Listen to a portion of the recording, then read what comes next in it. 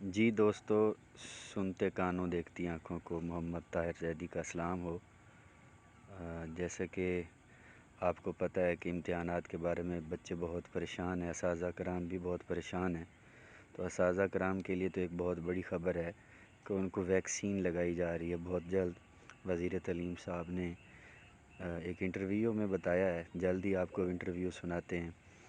کہ اساتذہ کرام کو ویکسین لگائی جائے گی، اور کووڈ-19 میں جتنے بھی اساتذہ جو ہیں اور جتنے بھی طالب علم ہیں ان کو یہ واضح طور پر بتا رہے ہیں کہ ویکسین اساتذہ کرام کو لگائی جائے گی اور بچوں کو بغیر امتحان کے دوبارہ نہیں بٹھایا جائے گا۔ تو آئیے سنتے ہیں وزیر تعلیم صاحب کیا کہتے ہیں امتحانات کے بارے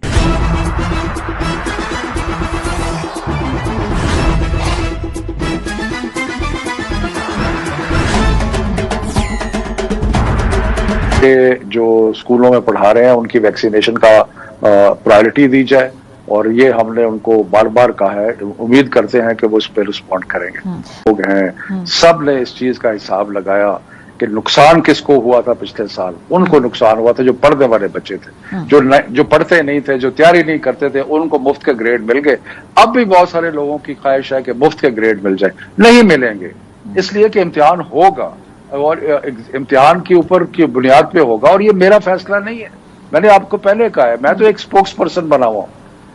آپ کسی ایجوکیشن منسٹر کو فون کریں، کیونکہ یہ تو بچے تو چاہتے ہیں جی امتحان کے بغیر پاس کر دیں اور ہمیں امتحان کے بغیر گریڈز دے دیں، لیکن ہم سمجھتے ہیں ان کے لیے مناسب نہیں ہے، اور خاص طور پہ ان بچوں کے لیے جو میجورٹی ہے، جو ہمیں بار بار میسج کر رہے ہیں کہ ایگزام لیں کیونکہ ہم نے تیاری کی ہے، اور ایگزام لیں۔ مشکل حالات میں آپ نے بہترین فیصلے کیے۔ ہمارا پلان اے یہ تھا کہ ایگزام ہر صورت ہو، پھر جب بیماری نے ایک دم شوٹ کیا تو پھر ہم پلان بی پہ گئے، وچ از کہ ایگزام ملتوی کر دو لیکن لینے ہیں، ایک ونڈو رکھی صرف A2 کے لیے۔ اور اب یہ ایک جب پہلے جو صحت کا شور مچا رہے تھے ان کی طرف سے اب آ گیا کہ جی ہمیں مفت میں گریڈز دے دو بغیر پاس کے، یہ نہیں ہوگا۔ ہم نے یونیورسٹیز کو یہ کہا ہے کہ آپ الائن کریں،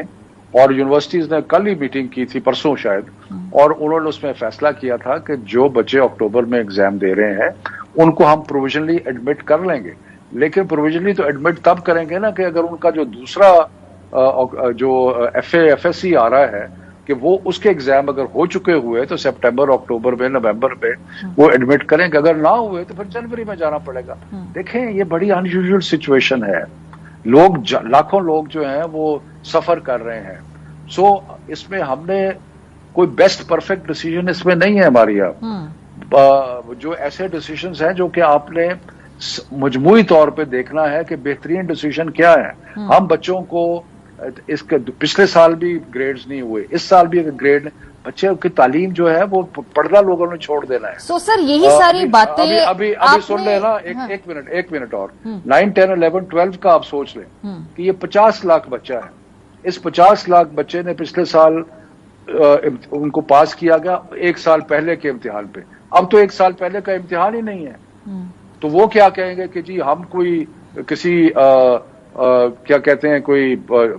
دوسری ماں کے بچے ہیں کہ ہماری جو ہے وہ پرواہی کسی کو نہیں ہے۔ تو مقصد یہ ہے کہ